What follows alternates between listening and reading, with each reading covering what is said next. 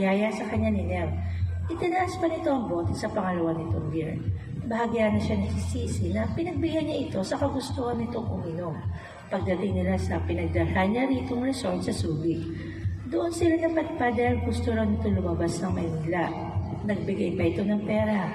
Marahil ay inisip nito wala siyang sapat na pambayad doon. Lasing ka na ba? Tanong niya rito. Ano bang pakiramdam kapag lasing na lasing? First time ko itong uminom nakangisip ang tugon nito. Talaga? Yeah, I'm the perfect daughter, remember? Umiinom uli ito ng beer na para bang isa itong tunay na manginginom.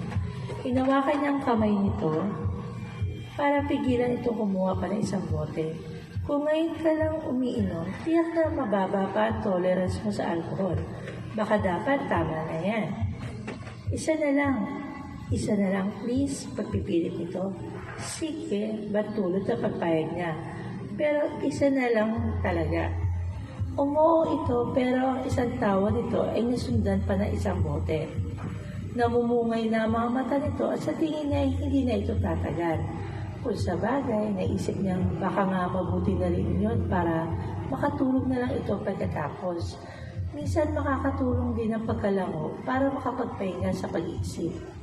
Maya-maya lang yumuko ito na matagal kaya akala niya ay nakatulog na ito. Pero bigla itong tumungay sa kanya, hinawakan ng magkabilang pisngi niya.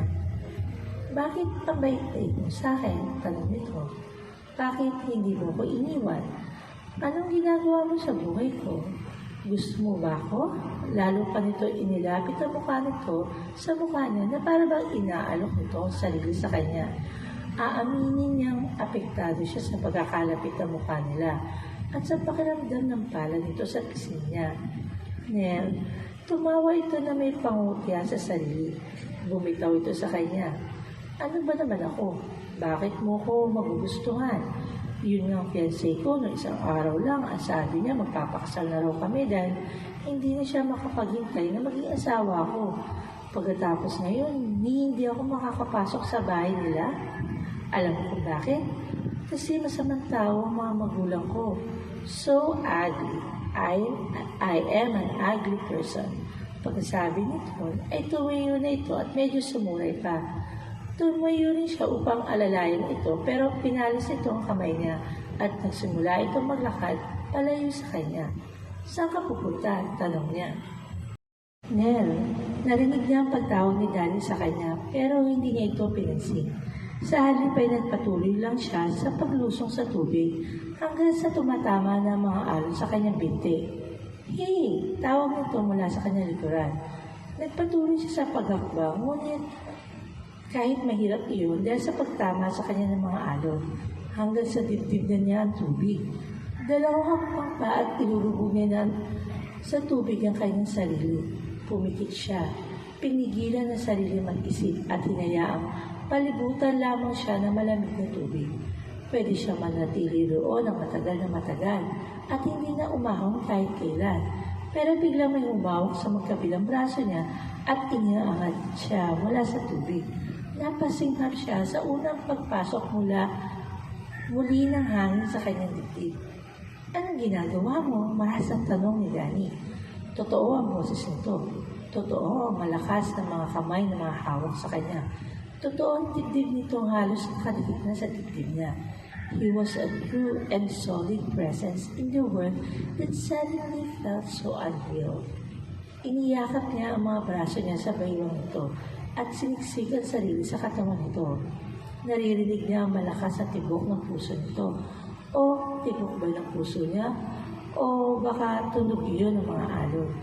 Tumingala siya kay Danny. Why are you here? You don't even like me. May panunumbat na sabi niya. Walang hindi maganda sa iyo, Nell. Hinaplos niya ang gilid ng mukha nito. Wala rin hindi maganda sa iyo. Humigit ito ng hininga, itinaas ang mga kamay, at ikinulong ito ang mukha niya sa mga palad nito. Pagkatapos ay bumaba ang mga labi nito upang halikan siya. Pumikit siya ng maliit. Ang tanging sensasyong nararamdaman niya ay ang halik nito. She parted her lips to welcome his kiss. Kumapit siya sa likod nito upang lalo pang mapalapit ito. Humigpit ang hawak nito at ang kanyang mukha. Isinuklay ng mga daliri ang kanyang buhok at pinalalim pa ang halik. And still she wanted too much more. She nipped at his lower lip and he groaned. Lumipat ang mga braso niya sa leeg nito. Naramdaman niya kung kailan tila pinigil nito ang sarili bago tuluyang huminto sa ginagawa. Nagmulat siya ng mga mata at nakita itong nakatitig lang sa kanya. There was fire in his eyes and she knew instinctively that he wanted her, but he wasn't ready to go any further. Hindi natin ito pwedeng gawin, sabi nito sa boses na para bang nahihirapan itong huminga. Why? I like it. When you kiss me, it doesn't hurt as much. Narinig niya salitang magsalita pero hindi niya nakilala ang boses niya o ang taong nagsasabi na sinabi niya. Nahihilo pa rin siya. Isinubsob niya ang mukha niya sa dibdib ni Danny. Niyakap lang siya nito ng mahigpit. That was when the dam inside her heart broke and she started crying, sobbing pitifully into his chest. Hindi niya alam kung gaano katagal siya ito hinayaang umiyak na umiyak sa dibdib nito hanggang sa maibsan ng sakit, hanggang sa mawala ang pait sa puso niya, hanggang sa palagay niya ay kaya na uli niyang humarap sa mundo. Kung ano man ang ibibigay pa niyon sa kanya.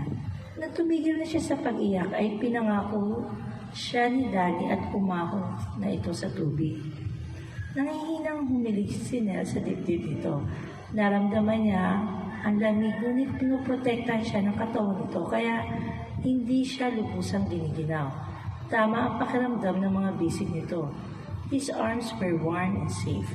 Itinaas pa niya ang paningin sa mukha nito at sa buhok na nagsisimulang tumubo sa mukha nito.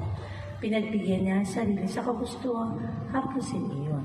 He looked down gently at her, at ang sandaling yon, taos-puso siyang naniniwala na si Danny na ang taong maaari niyang pagkatiwalaan ng lubos. Maligo ka kaagad at baka lamigin ka. Magkasakit ka pa, sabi ni Danny kay Nell pagkahatig niya sa dalaga sa silid nito. Sigurado ka bang okay ka na? Tumango ito. Salamat.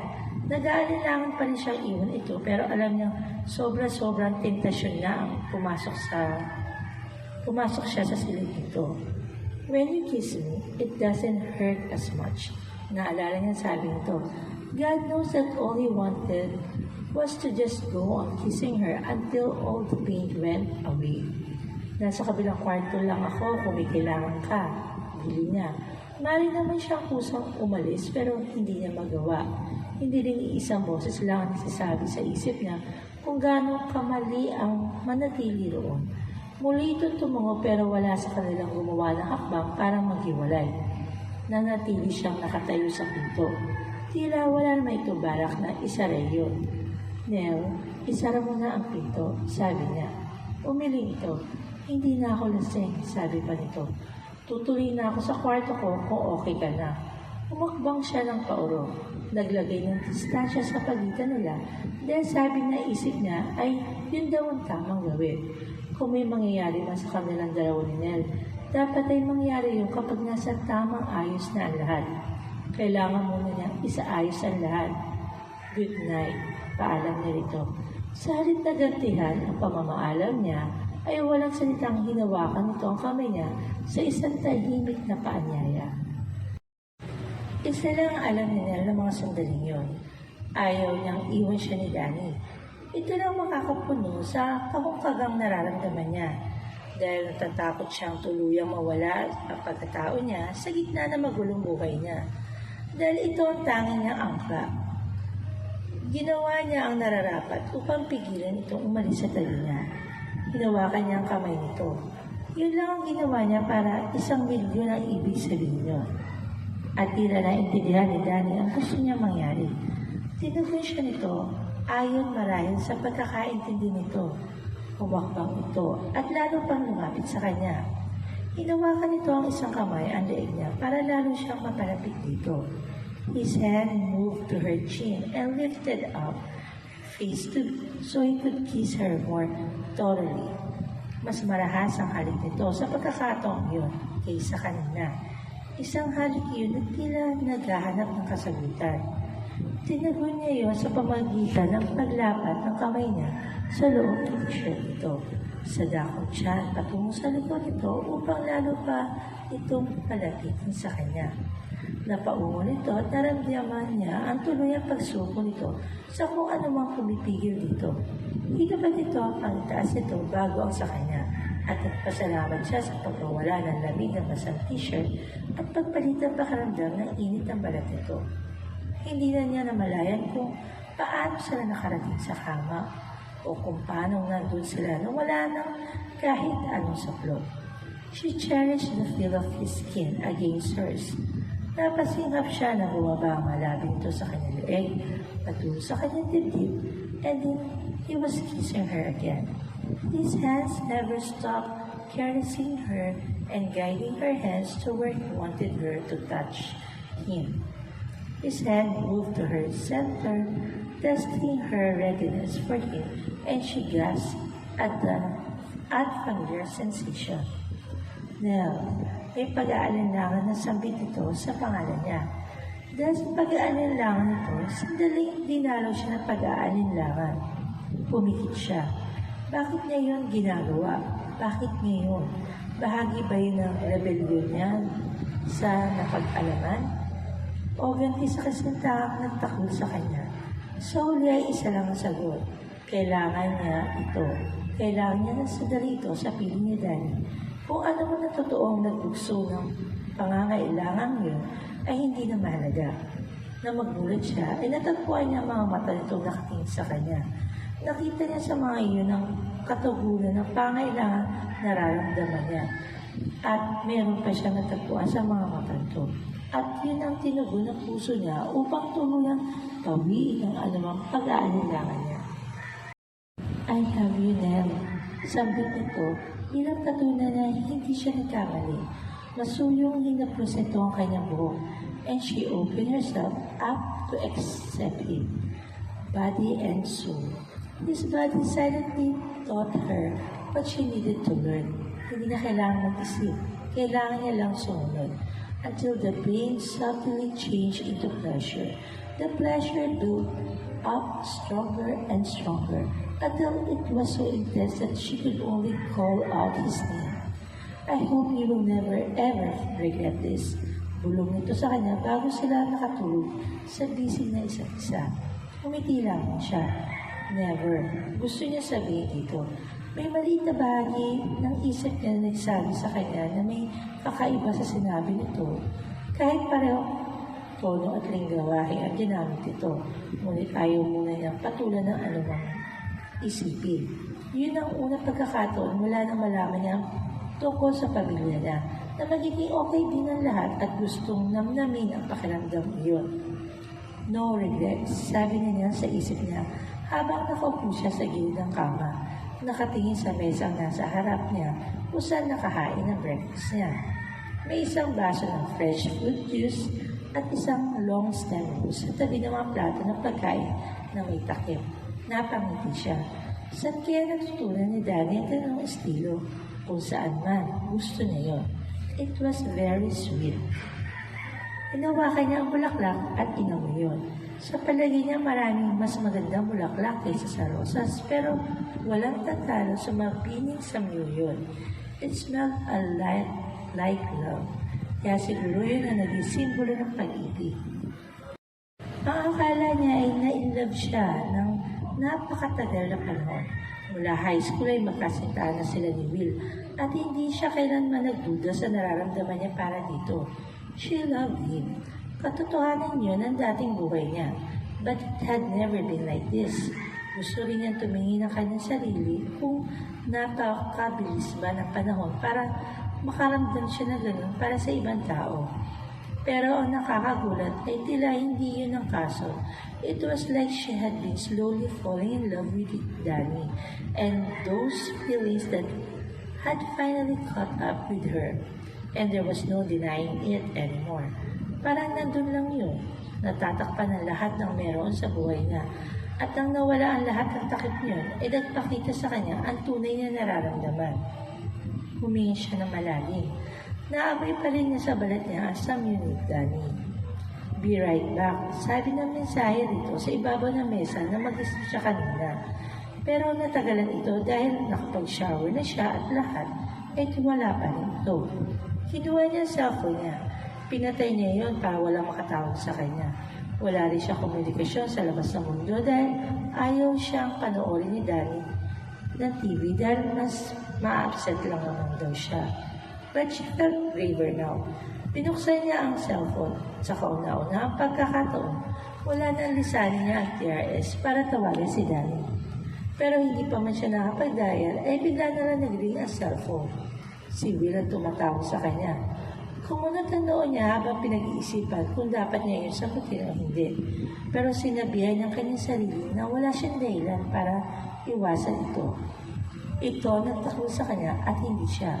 Kung ano man ang meron siya, tinapos nito yun nang talikuran siya nito na sandaling kailangan niya ito at sa pagtatapat ito ng tanging intensyon sa kanya. Hello, sagot niya sa tawag. Nasaan ka? Walang kaabog-abog na tanong ni Will. Why would you ever care? Nell, baka nakakalimutan mo. We are still engaged. Anong sinabi mo? Ikaw ang nagsabi sa akin na ayaw mo makonekta sa akin, right? Narinig na ang paghigit nito na hininga na tila ba nagtitimpe ito. There's something you need to tell me. Siguro galit ka sa parents mo dahil sa nangyari, but what are you doing with the same person who caused all of this? Hindi niya maintindihan.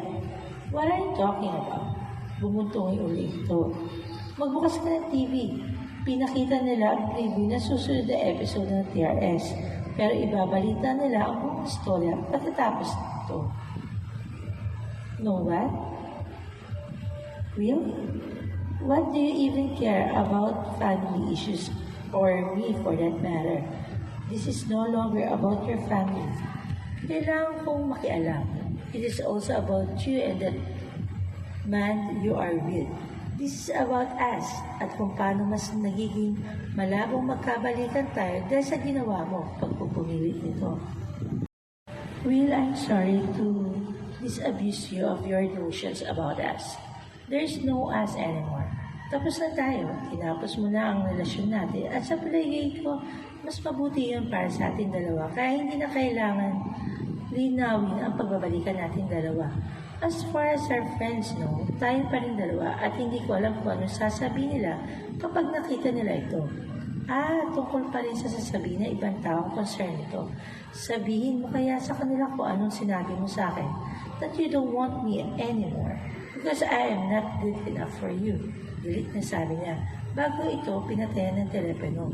Hindi talaga niya balak buksan ng TV kung hindi lang siya binapagabag ng dalawang bagay na sinabi ni Will.